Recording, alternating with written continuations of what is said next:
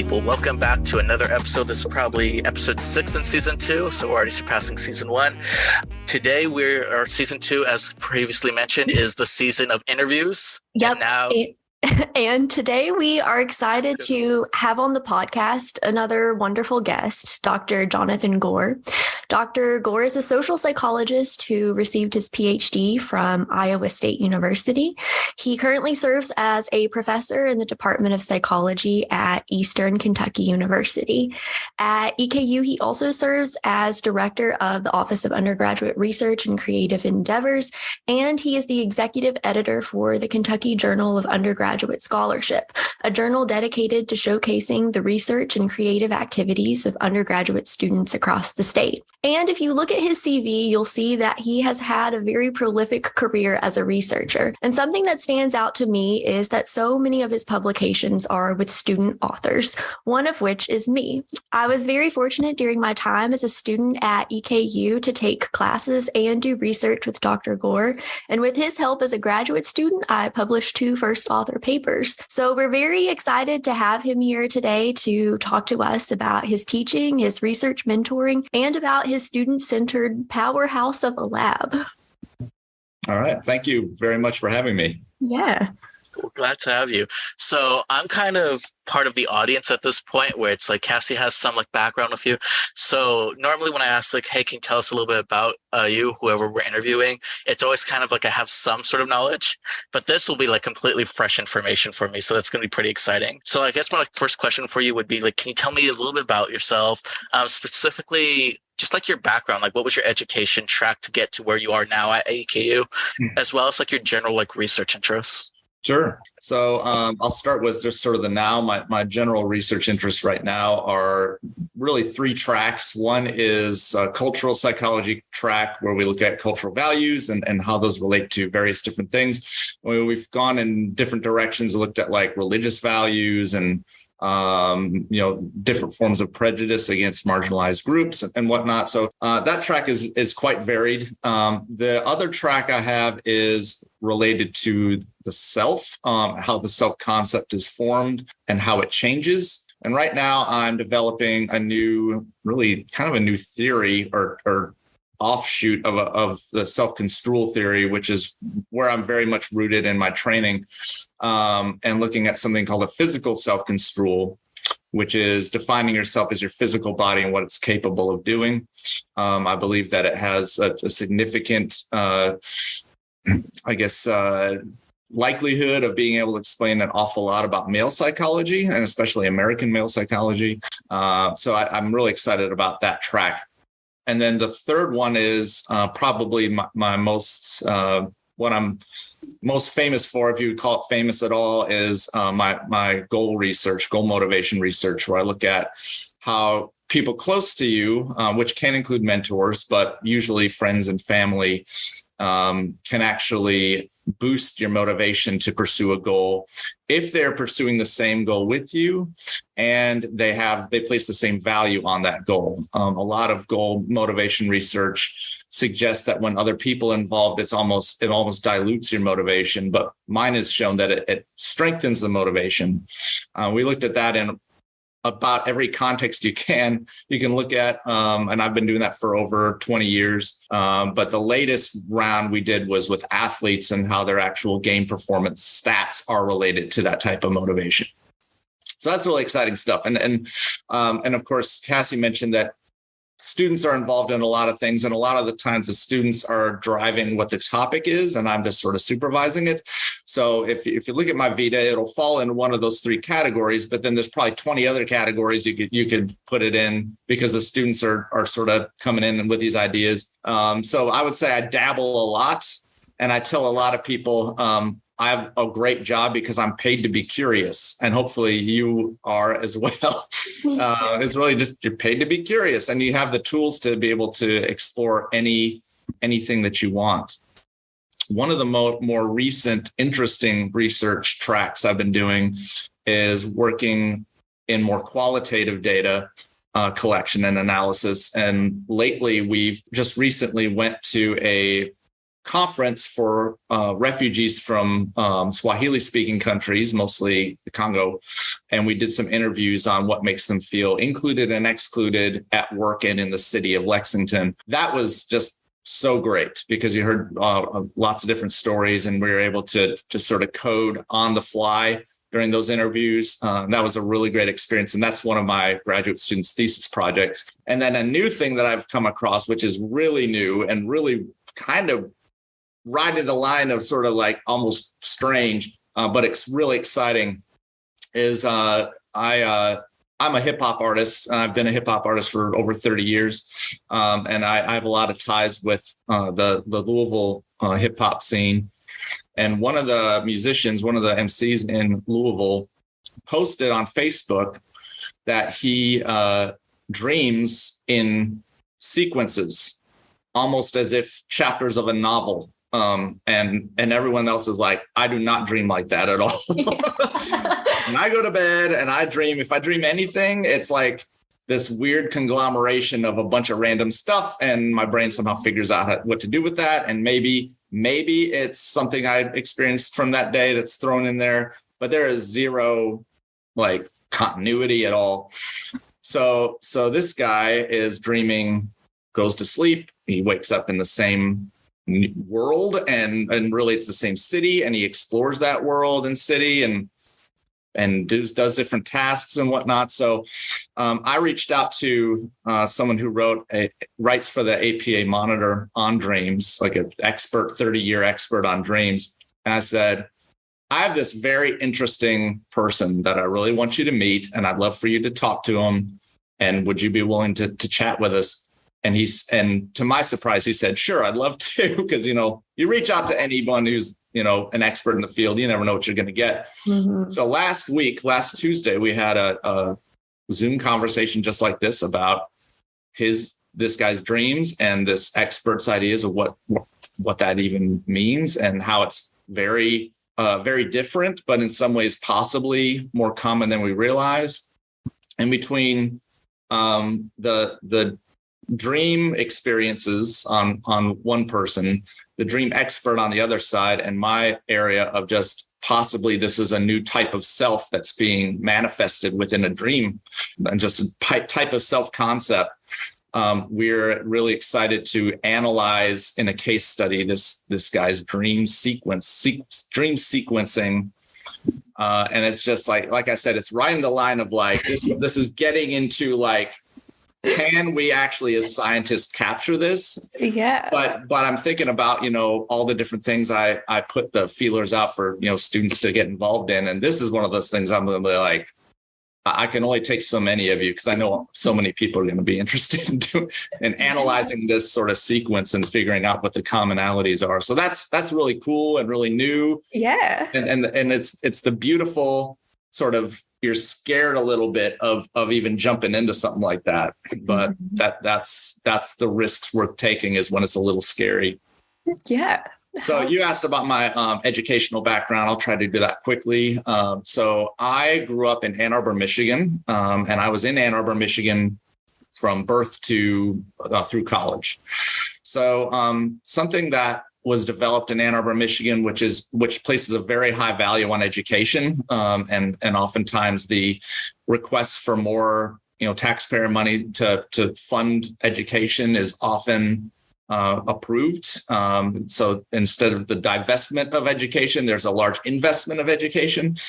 And one of the programs that I was in was an open school program. An open school program is set up almost like an asynchronous online class, where they're like, these are the things you need to do today, and let us know if you have any questions. And in some ways, it's not been the most successful educational program for elementary school kids. But for me, it was a golden opportunity to knock out my schoolwork in like 2 hours and work on. Back then I was doing comic strips as my artistic outlet. And so I'd read books, and I'd read novels, and I'd do comic strips. So that really taught me how to be sort of self-sufficient. And sometimes people are like, how do you get so much done in such a short period of time? a lot of it comes from that open school education where it wasn't like this hour we're going to do math and this hour we're going to do reading and this hour I'm like, nah, I'm doing all that in 2 hours and then I'm going to do my own thing and go off in these other sort of artistic directions. In many ways, my life has been like that ever since. I moved into a more traditional school program in fourth grade, went through that in middle school and high school, just like everyone else. Sort of went through a different career path, interests, and eventually landed. I really wanted to be a psychologist, but like many social psychologists, I had no idea what that was when I was a junior in high school. So I just, like everyone else, assumed I was going to be a therapist. I was like, I'm helping my friends out and giving them advice. I might as well get paid for it. So I went to University of Michigan in Ann Arbor for my undergrad and majored in psychology, assumed I was going to be a counseling psychologist. And then I took social psychology and, relationships, prejudice, aggression, culture, all that stuff. I was like, people get paid to talk about this all the time because I love this stuff. And I've always been really just interested in social justice and, growing up in a hip hop community, that's always been a really strong aspect of it. So I was like, well, this branch of psychology is really tied to that and really tries to understand it.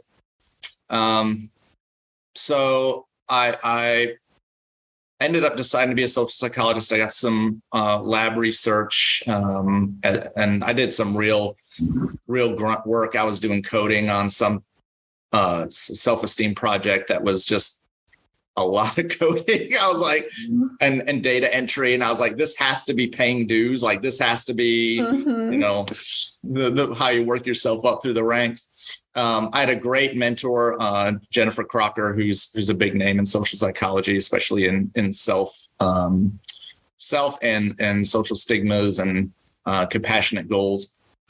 And from there, I went to Iowa State and worked with another wonderful mentor who I would say is her mentoring model is really definitely what I've adopted as my own. And that's Dr. Susan Cross, who works in self and culture and very much trained me up in lots of different ways to be an academic psychologist. So any of you listening who are possibly undergraduates going into grad school, I'll tell you, I applied to many different grad schools and I was accepted into one grad school and it was a great fit. And all you need is one. You don't need a lot. And quite honestly, I was kind of relieved it was just one because it was like, I don't have to have any coulda, woulda, shoulda thoughts. It's just like, I'm in grad school here. And those of you in grad school going into the job market, guess what? I got one job offer at EKU. I only needed one. It was a great fit. But again, it was like, I can move to Kentucky and be a professor or not, or don't be a professor or just do something else. I had lots of people, lots of buddies in my social psych program not go the academic route and others go in different academic routes. It's just like you're trained up to do so many different things.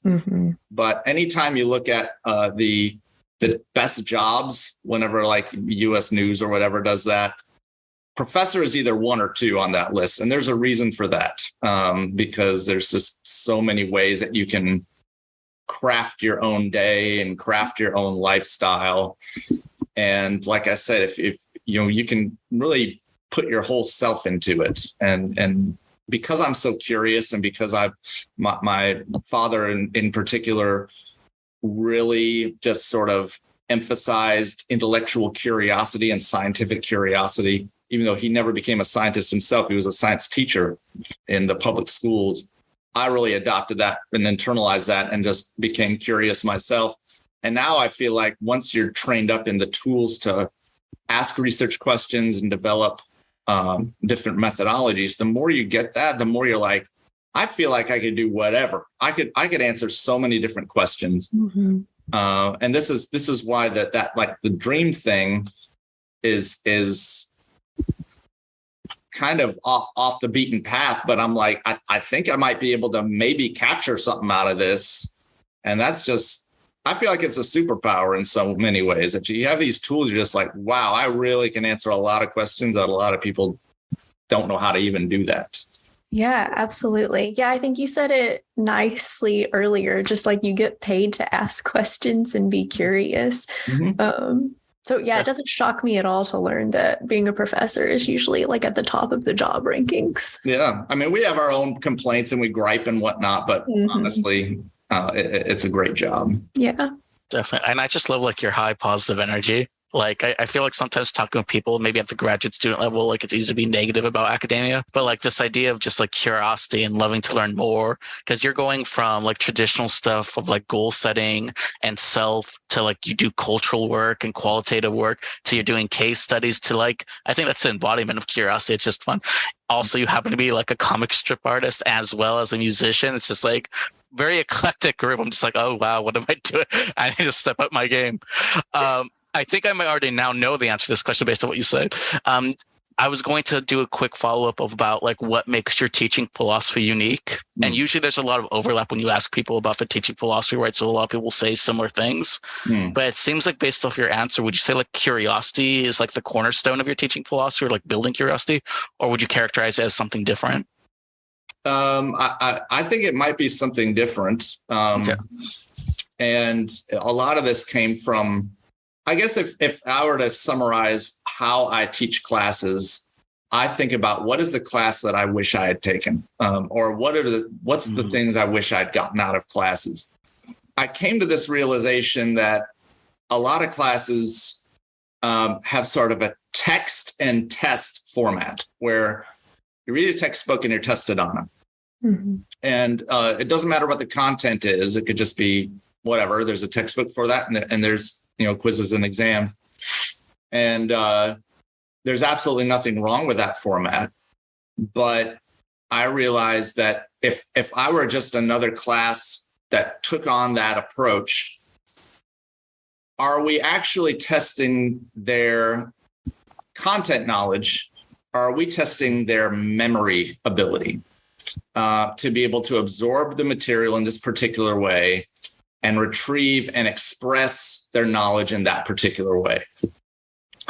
So I've dropped as much as possible. If I have full reign over whatever the class is, it has zero text, like it has zero textbooks and zero tests. So what I go for now is students reading primary source empirical articles and using those articles to inform their decisions on a problem that they've never thought about. Mm-hmm. And you would be amazed at the learning curve that I see in that particular context, where I have students, I assign a reading or a set of readings for the week, and then I have the students get in small groups to discuss it. And I say, here's a problem. I want you to solve it. Their initial, whether it's undergrad or grad, their initial approach to it is, let me see if I can just draw upon my experience and anecdotes and my best guess opinion for what should be done here. And I tell them, you have failed the assignment because you're supposed to be utilizing empirical evidence through scientific literacy to inform your decisions. And everybody hates the first couple of weeks because very few people actually pass that particular thing. And that's when I have to do a lot of just growth mindset stuff and say, guess what? This is a new skill. You don't know how to do this skill yet. And the point of this is that you're going to master this skill as we get to the end there. So they learn how to collaborate, they learn how to problem solve, and they learn how to utilize primary source empirical information to inform their decisions. So that it's like, this is why I think this should be the solution. And I tell them, if you can't do that, and you're just going to go off of your own experience and your own, anecdotal evidence, you've actually wasted your time in college, because everyone else who doesn't go to college does the exact same thing. They are not trained up in how to utilize primary empirical sources to solve problems. And that is the skill I'm going to teach you in this class. And it almost doesn't matter what the content is. It's just like, let's just build up this skill. So I do that in my graduate social psychology class. I do this in an undergrad class called Scientific Literacy in Life. And so I feel like my current teaching philosophy, you'd asked me this 10 years ago, I would never have said this, but now my teaching philosophy is I am building a skill set that you can only get in college. And you're going to go out in the world and you're going to be solving problems. And you need to be solving problems this way, using good information, sound information, valid information. Because nowadays it's not a matter of finding information, it's finding the right information, and using the right information. And not only that, but explaining why that's the right information, and someone else's information is not up to the same level as this particular information. In addition to being willing to change your mind if somebody presents good information that challenges it, but with more valid data, and really just getting them in this mind state of, you can't common sense everything. You can't just use your own personal experience to solve problems. And in psychology, it's like, and what questions do you have about how you should live your life? Most of those questions have been answered in psychology and studied in psychology. And there's been research on that. And there's been really good research on that. So it's amazing how many of our students, undergrads and grads, are in that mind state. And then I'm just like, you can't do that. You have to build up to this. And it's amazing how many of our students have never learned how to do that. So I love like the whole, like, oh my God, like I'm so overwhelmed by this new skill. And it's like, good, that's great that that's exactly where you need to be, and realize you are not ready to be thinking this way. But by the end of this class, hopefully you will. So that's a strong emphasis in my classes right now. And I've ditched the, memorize and regurgitate system. I know they can do that. I know they've been trained up how to do that. I'm not worried about not teaching them how to do that or practicing that. We're practicing this other thing that's just way harder, way more collaborative, way more scientifically literate. Yeah. And right now I'm teaching the first half of a senior thesis class where we teach them how to write a proposal. And you've gone through this. You've learned how to write an introduction section, but I'm not teaching them how to write an introduction section like, can you write something that resembles an introduction section, but can you write a good introduction section? Yeah. And if you're going for that level, you surprise a lot of people with the amount of feedback you give them. It's almost like every sentence needs fixed. Yeah. It's like, you cannot write like that if you're going to be writing introduction sections. It's just like, so teaching anybody at any level how to write, like write with a capital W, is a labor of love. I mean, you have to have a passion for teaching people how to do that. My mentor in grad school really just whipped me into shape with writing. And I'm still learning how to write well. It's just when you get students who've never actually written a 10-page introduction section, at least 20 citations, and has been revised multiple times, when students give you that draft, they've gotten into this mind state where the first draft is the draft. The first draft is the paper. And it's like, I tell them, your first draft is just a draft, and get ready because you're going to be fixing this a lot. Yeah. And you don't realize how much you're going to be fixing it until you get it back from me. And I say, I'm going to write all over everybody's paper, and just be ready for that. And so it's a shock. It's just like, oh my gosh, did you hate my paper? It's like, I didn't hate your paper. I just telling you what needs to be fixed. this corrective feedback. That's what this is. And this is how you learn how to write. I was gonna say I felt the same way where our advisor, when it's like 95% red text of like edits, and it's like when you first start out, that sounds like it's like, oh God, I am a failure as a writer. Yeah. You have to like change your mindset. Like I love that it's like it's consistently growing. And I feel like there's this old joke of like never label your Word document as final. Oh gosh, yeah. Because there's always going to be a version 6 and a version 7 that's and a version 8. That's a version of academic hubris to be like, this is done, right? Yeah. No, it's not. Yeah. Yeah. Your mentor begs to differ. The reviewers in the journal beg to differ. Yeah, it's not final. Yeah, and it's just I feel like in so many ways I have to apologize for their educational experience and say, I'm sorry that you have not been given multiple chances to write a paper and given corrective feedback on a paper until now, because this is going to come as a shock. And in many ways, the way that things are set up and the way that students approach our classes is, what is the least amount of mental energy I can put into this to get the grade that I want? Yeah. And that is the approach. That was my approach. And it's sort of like, how much autopilot can I put into this? And, and then that's going to be the grade I'm going to get, that I'm shooting for.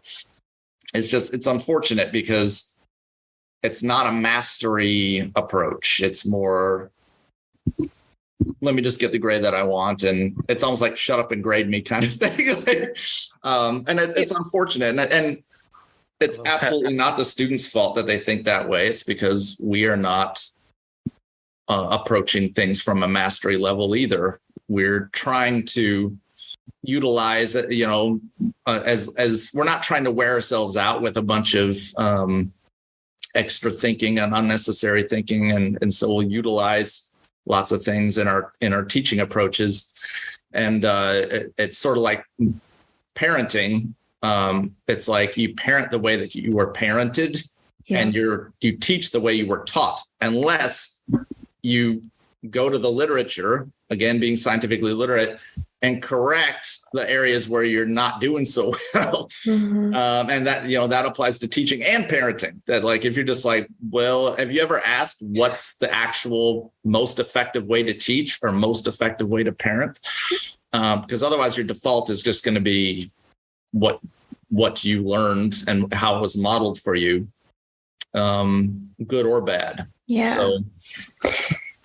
So I really like this idea of like a teaching philosophy characterized as like skill building. Jacob and I have like talked a lot recently about how generally like we feel like most psychology programs like don't focus on at least making it aware to undergraduate students like the kind of skills they can get with a psychology major.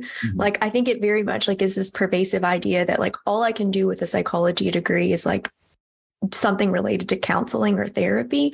And so like these very specific like research skills and like learning how to be scientifically literate, I think are just like so important. And like it's a skill that's very transferable for like a lot of different areas of life. Yeah. But you were also talking about like with your like students in these classes about like talking about, a growth mindset, and like you're probably really uncomfortable with this skill right now in the beginning because you haven't developed it. And so I'm wondering, like, when it comes to like students maybe like wanting to join your lab, or like students in these research oriented classes, how do you overcome like that very common narrative of I can't do research? Because I'm teaching research methods for the very first time this semester. I'm so sorry to hear that. And it's been a lot of that though, like they're very intimidated by it. And a lot of them think like, I can't do that. So I'm just wondering, like, do you have any advice? Like, how do you help them overcome that? And like, how do you make research more approachable? I think you need to first understand what students' experience with science has been up until you. Science is being taught in our schools as a set of undeniable facts about the way things work. And that is absolutely not what science is. Yeah. It's the method, it's the process, it's a corrective process. And it doesn't surprise me that people have these questions about, like, people get really annoyed about people who are just like, oh, the earth is flat and you can't, everyone's lying to you and they're like, earth is flat. It's like, why am I supposed to believe what you say just because you say it? And people are like, of course the earth's not flat. But I'm like, but they never taught this person how we figured out the earth is not flat. Yeah. The process of figuring out that evidence and the gathered evidence for that, and the evidence that would suggest it is not flat, but instead shaped in an oblique spheroid, which most people say it's round, but it's a little bit different than that. Mm-hmm. But how do we even know these things? What is our process for discovering this information? And I think the students, not every student is going to be curious. Most people, I would say, just they want the bottom line. What do I actually just need to know just to figure this out, to navigate it?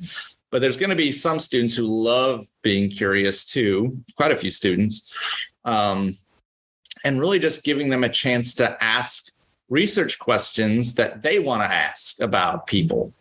And even if it's even if it's not the most valid process, getting them interested in the process. Mm-hmm. So go on social media and note how many times somebody says this, or let's do an experiment. You're going to do 2 posts in social media, and I want you to change one little thing about each post and see how many likes you get for each one. Yeah. And that's actually called A/B testing. It's done in marketing research. So it's a marketable, pardon the pun, skill to learn A/B testing and that kind of thing. And it's really learning how to do manipulated independent variables. It's not all that different, but it's kind of in this context where, like, oh, I don't need to understand these complicated tools and instrumentation, but really just going in there and say, what do you want to learn more about people, and how could we answer that question? And the more that they have some control over that, the more they're going to be interested in it. So what I used to do in my research methods class was I would have a set of survey scales and, criminal behavior and narcissism and all sorts of things. And then I would say, you're going to pick 4 of those and you're going to develop a research questions about how those are all related to each other. Mm-hmm. And I try to, what I call it, sort of pick the usual suspects of what they're interested in. And sometimes students are like, I'm not really interested in these. But most of the time they'll find something that they're interested in. And that was kind of fun just for them to see that. I think I probably made it a little more technical than it needed to be for a first time research methods class. But one thing that one of our other professors does, which is really cool, is a content analysis of the senior exit survey we give to our seniors right before they graduate. And one of the questions is, what is the thing you wish you had done while you were an undergrad? And they content analyze those questions, which is two things happening there. One is they're content analyzing, they're learning how to do qualitative content analysis. And 2, slightly more sneaky, is they're realizing these are what the seniors are warning me about. You should be doing this now rather than later or not at all. Mm-hmm. And you can kind of sneak in. Did you notice that they fell into these categories? Well, what should you be doing? What are the implications of this information? So it's that kind of stuff where it's like, it's valuable to them. The information is valuable to them. So I would say focus on, if you're teaching research methods, focus on the process of discovery and, make room for lots of mistakes and talking about those mistakes, and giving them a frame of reference for some of these terms like external construct, internal validity, randomization, blah, blah, blah, blah, blah. Like, if you teach them those things like out of the textbook and you test them on it, they'll be like, okay, internal validity is this. I'm going to memorize this, and I'm going to memorize all the different threats to the confounds, and then I'm going to blah, blah, blah, blah, blah. And as soon as I get out of this class, it's coming out of my head. So there's just no experience for them to sort of use those concepts to explain that experience. So I don't know what you're required to teach for the research methods class, but honestly, I would keep it down to like maybe 10 concepts and lots of experiences, and just returning to those 10 concepts over and over and over. And it's more of a mastery of those concepts rather than here's 50 concepts for test number 1. Yeah. Here's 50 new concepts for test number 2. And they're just like, and they're really good at, doing study guides and flashcards and multiple choice tests. A lot of them can do that pretty well. But then when you get them in the lab and you're like, cool, you've taken research methods class. All right, so we're doing this experiment. What do you think we should do here? And they're just like, It's like, you're going to learn the skill.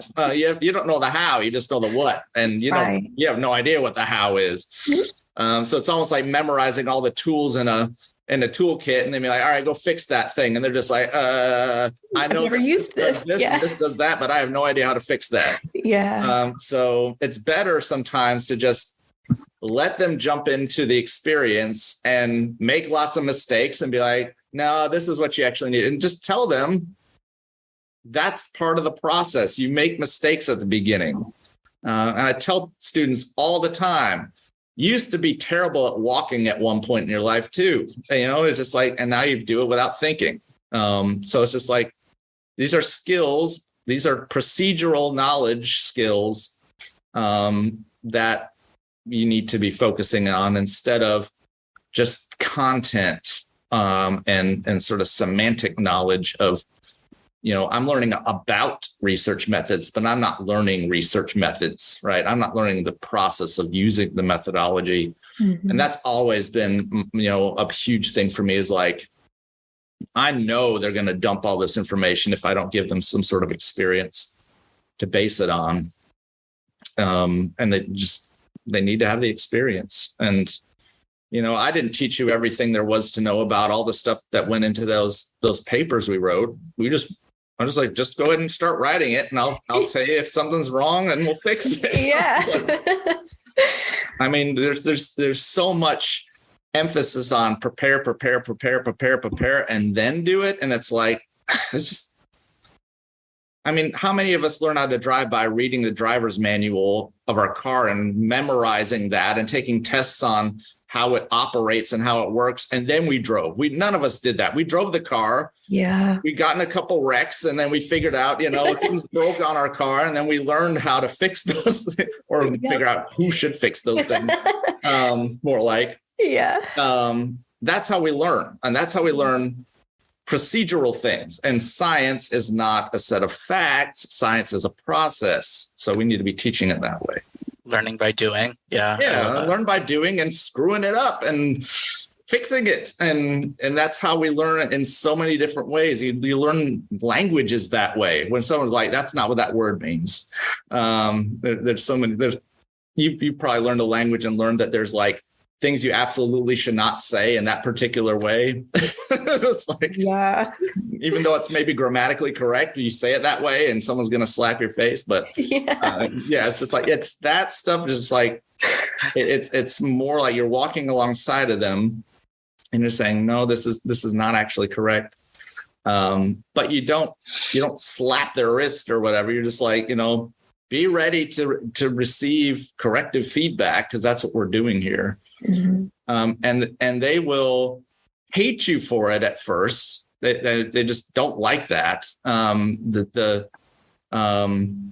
have lots of quotes on my thing back here, most of them from other people. But one of the insights I came up, sort of revelations I came up with for teaching is the human brain hates to learn, but it loves to understand. So it's like the work of going into like, oh, this is really different. But once that clicks, you're like, oh, and then it just goes wild. It's like, now that I have this superpower of understanding, now I can start really attacking these questions. And it's just like, you just have to tell students, your brain is not going to like this. Your brain is going to fight you on this. And any of us who if you've ever gone running, and for when you first start running, your brain will hate you for that too. It just like, stop, we're going to die. Like that voice is in your head, like yelling in your brain, stop, we're going to die. Yeah. Like, in that tone. I'm not going to listen to you. And some people do listen to that voice. All right, I'm going to stop.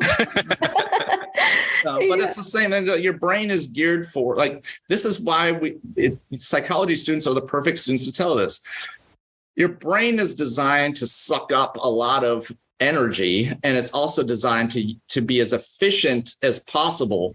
And so it's gonna go into coasting as much as autopilot, as much as possible. And you need to override that system and use more energy and not go into autopilot. And that is going to get millions of years old, tens of millions, hundreds of millions. Who knows how long that's been a aspect of the brain itself. Yeah. But like that brain is an organ that will fight you for that, fight you over that whole process. And so just people have to be aware, you got to push through that. That's something you got to push through. Yeah, absolutely. So I don't know. I mean, that's a really long teaching philosophy that I probably could not put. I'm just like, here's my teaching philosophy. Oh, it's okay. Thanks. That's okay. Well, shifting gears a little bit. Also, like I selfishly asked you on here for some career advice. So also as trying to establish my own lab for the first time. I'm wondering, like, what kinds of advice, we're imagining mostly our listeners are like early career people. And so like, what kinds of advice do you have for like early career folks about like how to start a productive lab and really like how to recruit good research assistants? Sure. Something that early career folks need to just unlearn. So I feel like this is going to be my book. All the things you need to unlearn based on your education. One of the things you have to unlearn as an early career psychologist is stop doing everything yourself. In your early education career, but prior education career, you have to do it yourself or it's cheating, right? Stop thinking that way. That is absolutely ridiculous when it comes to early careers. So the thing you really want to think about now is, what are all the things that need to go into what needs to be done? And which of those things are the things that only I can do? Like only I am skilled or prepared or I want to have the control over those decisions. Those are the things that are mine. Everything else can go to somebody else. And it could go to teaching assistant, research assistant, graduate assistant, whatever. And not so much that you're just dumping this on them, but I'm going to take these things and train people up on how to do these things and make sure they're aware that these are all skills that they're learning in this process. You know, if you think about like a research paper, some students can help you with different parts of that research paper. Some students can help you find articles and summarize them for your lit review. Lots of students can do that. Mm-hmm. Some students can write the reference section, which most of us hate doing. Some students can actually write the methods section. Some students could analyze the data and write the results section. What are the things that only we can do? Probably the only thing that we can do is have that 10,000 foot perspective on the whole project. Mm-hmm. And you're like, I'm the theorist here. I'm the person coming up with the big idea, and then you are handling the specifics of the idea. I do not need to collect my own data. I should not be collecting my own data because I already know what the hypothesis should be. So in some ways, it's more ethical for me to hand that off to someone else. Mm-hmm. I have more at stake over that hypothesis being supported than my research assistant who's just trying to learn research skills has. So I would learn how to delegate.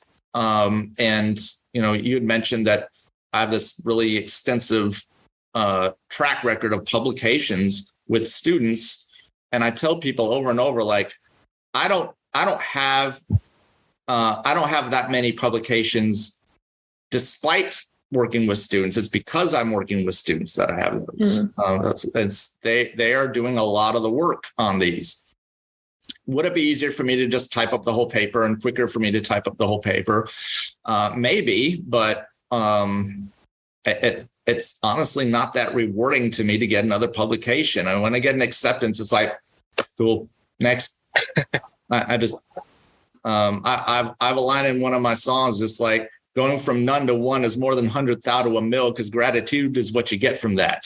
So going from 0 to 1, you're like, yay! Like, I can't tell you how much students are excited about that first publication. They're just like, oh, I made it. Yeah. And like, and then whatever publication that is for me, I'm just like, cool. Yep. Nice. Yeah. Next thing, like I automatically go to the next thing. So I try to make sure I'm celebrating that first article for the student more than whatever it is for me, because that actually does not change my career trajectory, but it massively changes that student's career trajectory when going to 0 to 1. So none to one is more than 100,000 to a mil. So that's something I think about a lot. Could I ask a clarification question? Mm-hmm. So it seems like the big point is like delegation. Did you face, or do you feel like for early career researchers, so maybe this is something that's either I'm just facing or I don't know how common it is, but I guess like trusting your RAs, or like when it's a project that might be grant funded, or it's like related to your dissertation or something that has direct relevance, it feels, again, this is just my trust issue, but sometimes I get worried, like, can I trust the RA to like do a good lit review, or should I also double check it and do it myself? But then it feels like if I'm constantly double checking and doing myself everyone else's work, I'm just like doubling the work. Sure. So like, I don't know what the right thing is, where like you have to like just believe that your RAs are good enough, that they are finding the information, or they are doing it well enough where you can be like, all right, I trust you. Yeah. Let me focus on the theorizing of the 10,000 foot view. Yeah. So just like anything else that needs a vetting process. So you don't just. So here's one of the best vetting processes out there. Research methods class, going back to that. So if you have a student in the research methods class who is there every day, is on time, is professional, asks questions, absorbs the information, has great insights into new ideas with that information, and hopefully your research methods class has some writing component in it. That is the best vetting process. And I just say, this is my process. I actually just pluck students out of my research methods class. And I say, can I talk to, this person, can I talk to you after class? I promise you're not in trouble. That's what I said.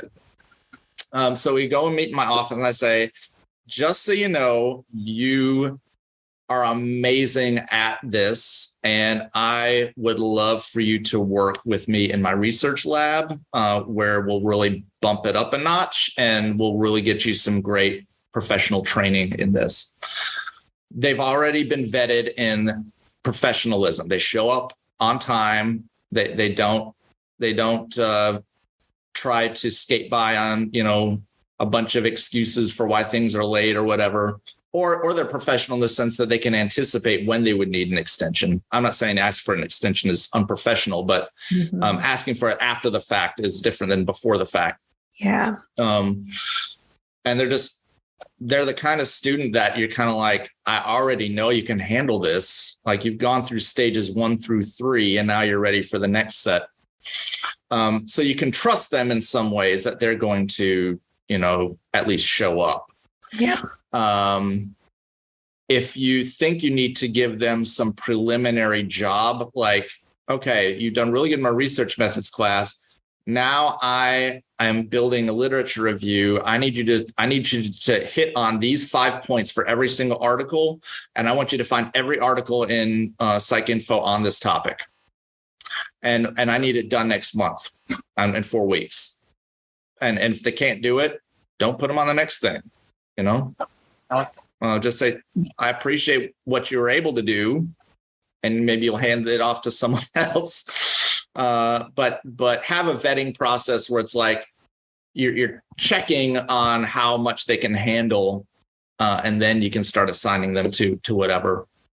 But yeah, I mean, working with anybody is a trust thing. You could work with some of the nicest people on the planet, but your emails will get lost in their inbox. It's just, you need to just gather this sort of and we're all psychologists, gather information in a psychological way. What is this person's personality? What is their conscientiousness level? What is their, agreeableness level? How neurotic are they? And I want to work with them or not? And just like, assess that through sort of behavioral clues that, okay, this person may or may not be worth sort of developing a long-term collaborative project with. And that's what I would recommend. One thing also with working with students in particular is try not to keep it all business all the time. And so we have our students out to our house, and every December we make gingerbread houses, but they're out of graham crackers because those are more uniform. Yeah. So we have them out. We build gingerbread house, have soup, and then like in the summer we have like end of the year we have like lawn games and just grill out and whatnot. I treat it more like an apprenticeship, and I feel like my personal view is apprenticeships is sort of like the oldest version of teaching, and it feels very different than classroom teaching. And if you can develop sort of an apprenticeship program, whether you're compensated for that or not, that for me is the most rewarding part of being a professor.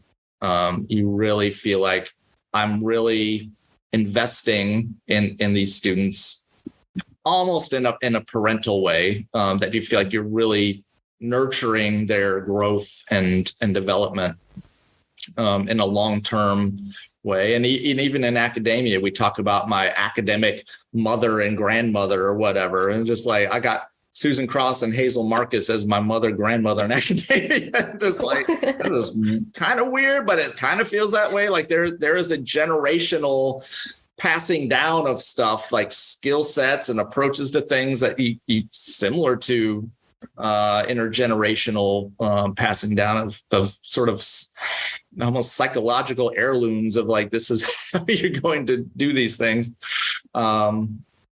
So I think that's how you get past that, is delegate, but don't just post something up and say, hey, want to join Dr. Witt's lab? This is what we do. It's just like, I never do that. I'm just like, you and you. Okay. You understand research methods. Come on. It's really solid advice. I love this. Yeah. So if you don't teach research methods, if you're listening to this, you don't teach research methods, and you're like, dang, I thought that would be a pain in the butt, but now I realize it's a great recruitment tool. Ask the person who is teaching research methods, who is a really great student in there that you're not already plucking for yourself, and is interested in this kind of stuff that I'm working on. And there's always a good amount to go around. And some students want to work in multiple labs, but you just have to be careful about them being just stretching themselves too thin in some cases. But yeah, I mean, get over the whole idea that you got to do it all yourself. You will burn out. Yeah. And you'll miss out on this sort of intergenerational, there's few things that give you purpose in life, like investing in the next generation. It feels great. It's hard work, but it feels really good. It feels very purposeful. That next generation could be related to you or not. It doesn't really matter. So they could be your children, your students, or just kids you're mentoring in some outreach program. It doesn't matter. As long as you're investing in the next generation, that's a huge, there's something about humanity where that just feels so good. Yeah, and like going back to like this idea of like why is like being a professor like such a valued or like a cool job. One, it's like you get to get paid to be curious and ask these questions, but then you do get to do this like relationship building with students, and like you said, like you really do like get to influence the next generation, which is cool. Yeah. There's a lot of just sort of professional and personal growth in you that needs to happen as well before you pass that down. And it's a learning process for everybody. And you sort of have these moments as an academic and for me as a real parent where you're just like, I really shouldn't have done that. Yeah. I really shouldn't have approached that problem that way. It would have been much better to do it that way. And it's a little too late to fix that now, but you can at least try better than that from here on out.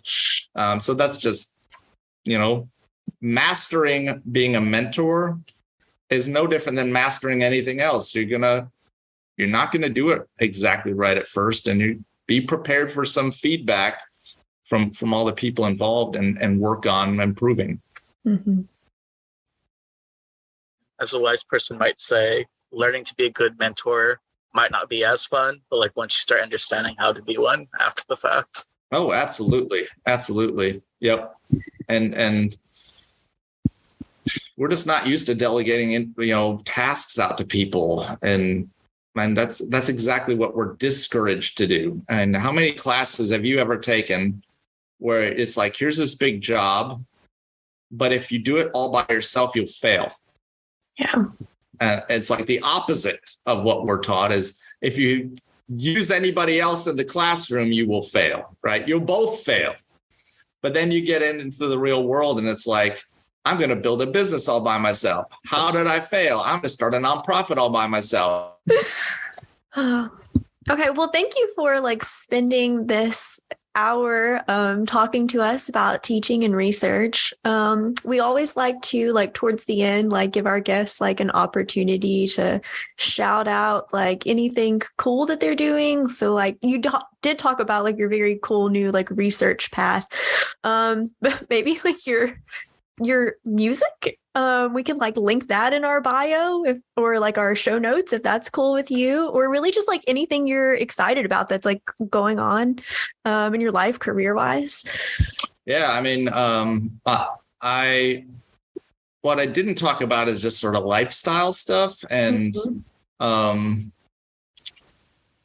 your job should never be your first priority ever. So I really encourage everybody. My wife's a life coach, so it rubbed off on me. But this is my top 5 priorities are God, family, health, work, and then my hobbies. And if a lower ranked thing bumps into a higher ranked thing, I say no. Or tries to bump into a higher ranked thing, I say no. So as much as possible, think about where should work be in my priority list. And it's important. It's just 4th for me. Yeah. 4th most important thing. Yeah. And I tell new faculty all the time, no one's on their deathbed wishing they worked more. Yeah. Ever. I just never heard of someone like, gosh, I really should have worked more. So just remember that it's important and it's super purposeful, but it probably should not be number 1. It could be number 2 if you want, but not number 1. So hobbies are really important as artistic outlets. It actually keeps the brain active without forcing it to stay in academic mode all the time. So it's almost like working out. You don't work out your arms all the time. It's just you have a full sort of experience.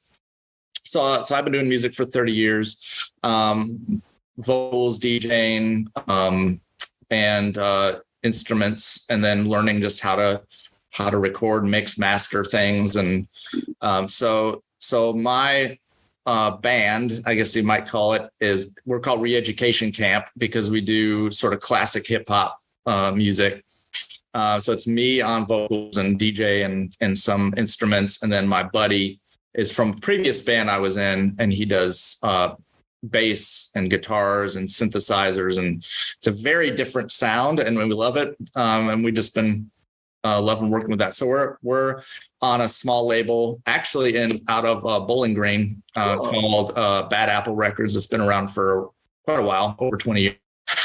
Just a little independent label. I'm also a epic fantasy novelist. Mm-hmm. So I'm on my 24th book for that series, and I'm planning to write 35 books. And that's just very, very different part of my brain, but it's so much fun to write those, and just bringing in all the things of theology and philosophy and psychology and culture and history and mythology. And what I try to do is make it like centered on characters, and the fantasy elements are kind of like almost in the margins. Like all the weird fantasy stuff is like that's happening, but the primary thing is like believable characters and believable relationships of those characters. So it's a lot of the kind of stuff you'd see in any kind of novel, but it just has these extra weird fantasy stuff that's sort of sprinkled in there. But lots of sort of intergroup conflict stuff, religious stuff, just leadership stuff and relationships, family relationships, romantic and marital relationships. Tons of sort of themes in there that relate to just human themes. But that's just, I could talk about music and the fantasy novels, and that could be a whole other hour for each of those things. We'll have to have you on again. So it just that's just as fulfilling. Mm-hmm. And I think what's nice about that is, although I just said, don't do anything by yourself. There is something to be said for having something that's just yours, that you're putting out there, and you're like, this is all me, and I don't have to edit it for anybody, and I don't have to like tailor it for any market, and I don't have any money attached to whether I do well on this or not, but I'm just doing it, and it just feels great, and it feels like this is a part of me that maybe doesn't get to be expressed in other outlets, and it's just like, mm-hmm. This sort of is that missing piece. So, yeah. And I ask, what is the series called that you write? Or so my pen name is VJ Magus, Magus, and the series is called Kingdom of One, and there are several series in it, and each series is 5 books apiece. It's so cool. Yeah, what this actually started off as is I wanted to write a book with my kids as sort of the main characters in it. And so the first series is about them as young adults in this new world. And something happened where like some sort of wall came crumbling down. It's like, here's a whole world of ideas that is just come crashing down. I mean, I was like, so I wrote a whole bunch of notes down. And that's another thing I would recommend for anybody doing any kind of creative work or knowledge work is write down every single weird idea that comes to your head and just write it down. And don't worry about whether it's a weird idea or a crazy idea. You can worry about that later, but if it comes to your mind, just write it down. And I am constantly in research music, fantasy novel mode all the time, just by a default. And these weird little ideas bubble up. And you should see my Facebook Messenger to myself. Like all these voice recordings, like, this is a good line for a song. This is a good melody for a song. This is a good idea for this character. This is a good idea for research. Do you ever like listen back and be like, what did I mean by this? Or do you always kind of figure out? Usually, like, but I'll tell you what the problem is I have to like go through it all and like put it in some home, because I can't just stay in the Facebook Messenger and like, all right, well, this has to actually be written down somewhere else now. Yeah. But yeah, it's just, there's so many times when I'm just like, I'm driving and I'm like putting in the microphone. I'm like, all right, this is what you're going to be doing. And there's like all this background noise, or I'll be like in Kroger and someone's like talking to the loudspeaker or whatever. Or I'm at the gym and I'm like, all right, this is really weird. So I have to be really quiet. And people are going to start looking at me.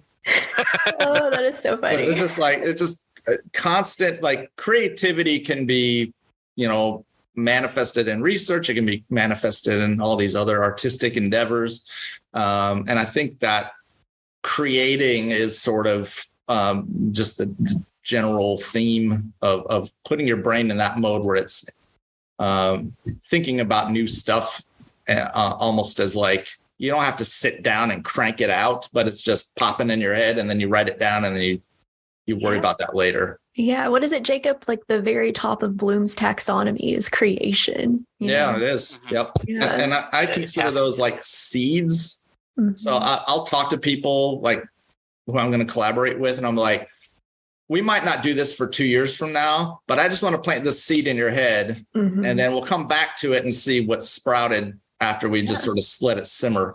The cognitive incubation is a big, big, big thing that it's a real thing that you have this thought, you leave it alone and you come back and it's sprouted.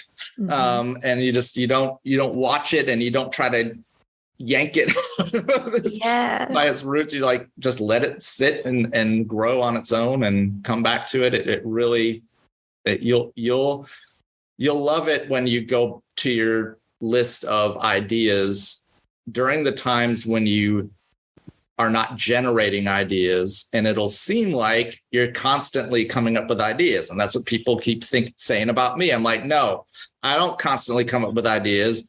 I just come up with like 50 ideas in 1 week. And then I harvest that crop for a while until it's ready. Another batch is ready to come, to the fore.